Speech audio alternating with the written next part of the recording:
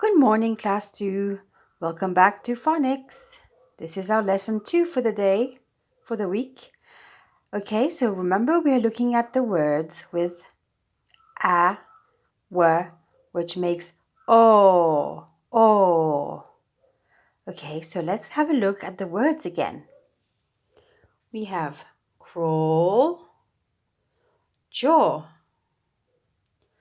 prawn, claw, yawn, lawn, paw, dawn, saw, draw. So have you thought of some words with the or sounds? Okay, let's have a look at our worksheets. So your first worksheet, you're going to copy the words here and here. And then you will put the words in the sentences. You can look at the picture. Some of them have pictures, some don't.